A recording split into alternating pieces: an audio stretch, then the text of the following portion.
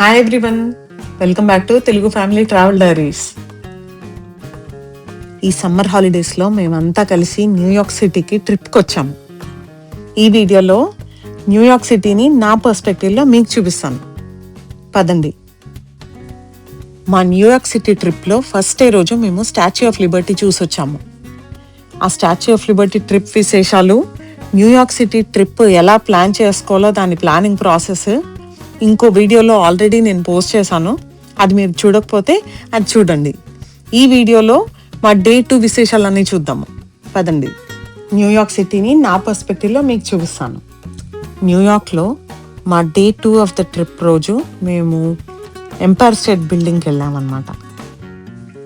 మా ఈ New York city ట్రిప్లో టూరిస్ట్ స్పాట్లు చూడడమే కాకుండా ఇలాంటి పెద్ద సిటీలో జనాలు లైఫ్ స్టైల్ ఎలా ఉంటుందో చూడటానికి, అది మా పిల్లలకి ఎక్స్పీరియన్స్ చేయించడానికి ట్రై చేశాము. అలా నాకు కనపడిన వన్ ఆఫ్ ద థింగ్స్ ఈ రూఫ్ టాప్ గార్డెన్స్. సో మేము సబర్బ్స్లో ఉంటాము. సో మా పిల్లలకి ఇలాంటి పెద్ద సిటీ చూడటము ఇదే ఫస్ట్ టైం. అండ్ మా హోటల్ ఉన్న స్ట్రీట్ మీద కింద ఫుట్పాత్ మీద మొక్కలు పెట్టుకొని అమ్ముతున్నారనమాట. అలా ఈ సిటీలో ఇలాంటి చిన్న చిన్న బండ్లు, స్ట్రీట్ వెండర్స్, ఫుట్పాత్ మీద షాపులు అవి చాలా చూసాము ఇక్కడ. మన చిన్నప్పుడు హైదరాబాద్లో ఉన్నట్టే ఇక్కడ రిక్షాలు కూడా కనిపించాయి. టూరిస్టులు వీటిని ఏవో వింత బండ్లు అనుకుని ఎక్కి ఎంజాయ్ చేస్తున్నారు. మేము హోటల్ మిడ్ టౌన్ మ్యాన్హాటన్లో తీసుకున్నాము. సో మా హోటల్ దగ్గర నుంచి ఎంపైర్ స్టేట్ బిల్డింగ్ వాకబుల్ డిస్టెన్స్లోనే ఉందన్నమాట, ఒక 3-4 బ్లాక్స్ దూరంలో. సో మేము అలా వాక్ చేసుకుంటూ ఈ ఎంపైర్ స్టేట్ బిల్డింగ్కి వచ్చాము. ఇది ఎంత పెద్దదంటే దీనికి 4 వైపులా మల్టిపుల్ డోర్స్ ఉన్నాయి. అందులో ఇలా ఒక లాబీ ఉందన్నమాట మధ్యలో. ఈ లాబీలో వాల్స్ మీద మంచి కార్వింగ్స్ తోటి బ్యూటిఫుల్గా ఉండింది. కానీ ఇక్కడి నుంచి పైకి ఎక్కడానికి ఎంట్రన్స్ లేదు. సో విజిటర్స్ ఆ పైన ఫ్లోర్కి వెళ్ళాలంటే దానికి ఇంకో ఎంట్రన్స్ ఉందన్నమాట. అట్లా మళ్ళీ ఆ ఎంట్రన్స్ నుంచి బయటకు వచ్చి పక్క వీధిలోకి తిరిగితే అక్కడ యాక్చువల్ విజిటర్ ఎంట్రన్స్ ఉంది. ఈ ఎంపైర్ స్టేట్ బిల్డింగ్లో 86th ఫ్లోర్లో ఒక అబ్జర్వేషన్ డెక్ ఉంది. మీరు పాత సినిమాలు చూస్తుంటే ఆ సినిమాల్లో షూటింగ్ అంతా ఈ 86th ఫ్లోర్లోనే అయింది. అది కాకుండా 102nd ఫ్లోర్లో ఇంకో డెక్ ఉంది. అది యాక్చువల్లీ క్లియర్ గ్లాస్ ఉంటుందన్నమాట. సో దాంట్లో ఫోటోలు బాగుస్తాయి అంటారు. మేము న్యూయార్క్ సిటీ వెళ్ళినప్పుడు న్యూయార్క్లో ఫీఫా సాకర్ మ్యాచెస్ అవుతున్నాయి అన్నమాట, వరల్డ్ కప్ మ్యాచెస్. అందుకే ఈ ఎంపైర్ స్టేట్ బిల్డింగ్లో ఇలా డిఫరెంట్ కంట్రీస్ టీమ్ జెర్సీస్ని డిస్ప్లే చేశారు.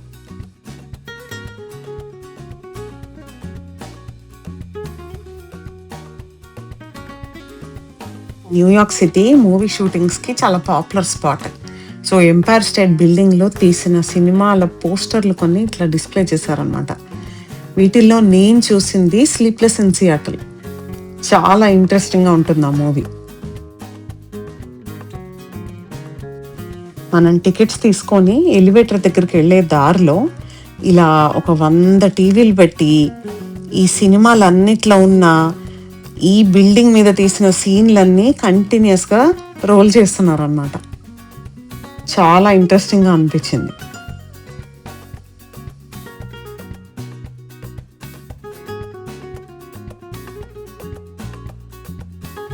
మనం ఒకసారి ఎలివేటర్ ఎక్కాక ఎలివేటర్లో కూడా పైన ఒక డిస్ప్లే పెట్టారు. దాని మీద అసలు ఈ బిల్డింగ్ కట్టడం ఎలా ఉంటుందో దానికి సంబంధించిన వీడియో అన్నమాట. అసలు మేము పైకి వెళ్తుంటే ఇలా కన్స్ట్రక్షన్ వర్కర్స్ ఒక్కొక్క ఫ్లోరు పేర్చుకుంటూ పైకి ఎక్కుతున్నట్టుగా విజువల్ అన్నమాట. అది మనం ఇలా పైకి వెళ్తున్న కొద్దీ బిల్డింగ్ హైట్ పెరుగుతూ ఉంటుంది అన్నమాట.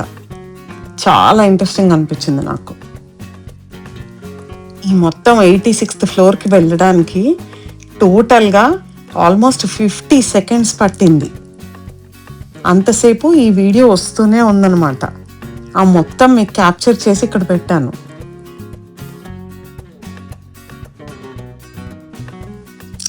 ఈ 86th ఫ్లోర్లోంచి ఇదిగో ఇలా ఉంటుందన్నమాట వ్యూ.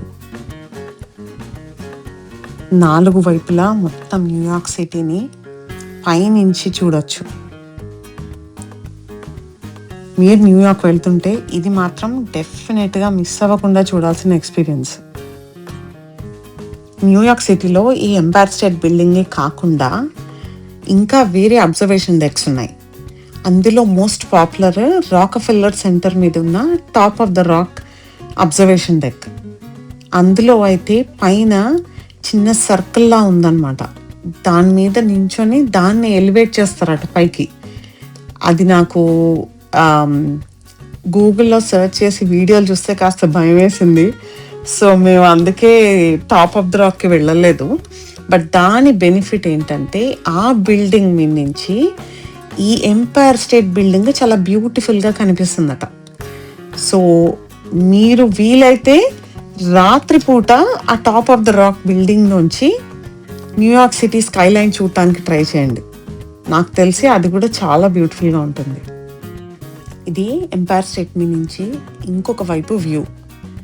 ఇలా దూరంగా టాల్ బిల్డింగ్ ఒకటి కనిపిస్తుంది కదా, అదే కొత్తగా కట్టిన వరల్డ్ ట్రేడ్ సెంటర్. ఇంకాస్త జూమ్ చేస్తే ఇక్కడ స్టాచ్యూ ఆఫ్ లిబర్టీ.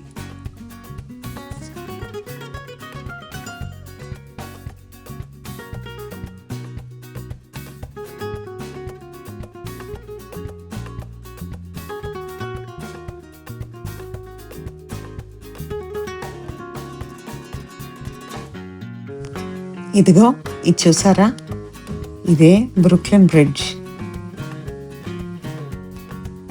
ఇక్కడి నుంచి చూస్తుంటే అసలు ఈ సిటీ ఎంత డెన్స్లీ ప్యాక్డో మీకు కనిపిస్తుందిగా. నేను ముందు ఇంకొన్ని వీడియోస్ పెడతాను, వాటిల్లో అసలు ఎంత జనాలు ఉంటారో న్యూయార్క్ సిటీలో మీకే అర్థమవుతుంది.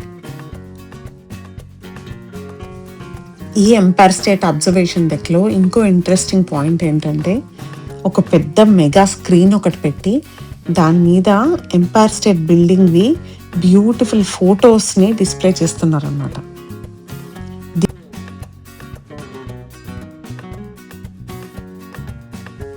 ఈ ఫొటోస్ ఒక లూప్లో రిపీట్ అవుతుంటాయి అన్నమాట. ఈ ఫొటోస్ ముందు నించొని ఫోటో తీసుకున్నా చాలా బ్యూటిఫుల్గా వస్తున్నాయి.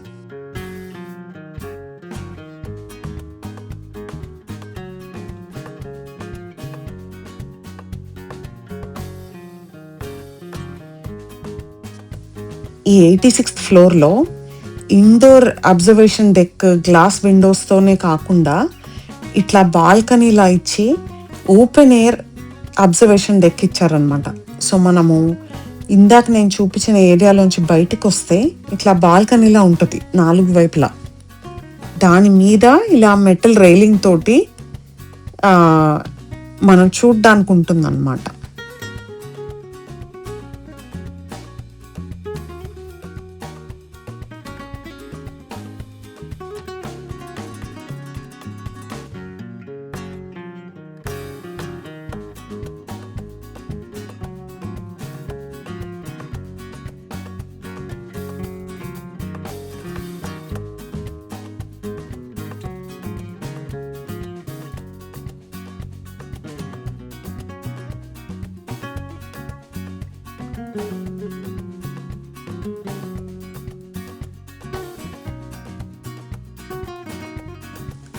ఇక్కడ ఇంట్రెస్టింగ్ బిల్డింగ్ చూసారా, ఈ 2 బిల్డింగ్స్కి మధ్యలో కనెక్షన్ ఉంది.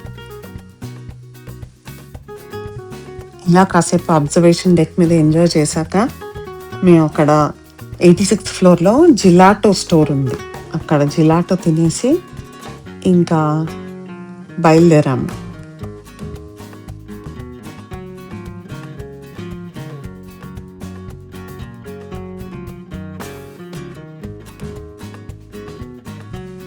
ఇంక ఇక్కడ ఈ ఎంపైర్ స్టేట్ బిల్డింగ్ చూసాక మధ్యాహ్నం అయింది, ఇంకా లంచ్ చేద్దామని బయలుదేరాము.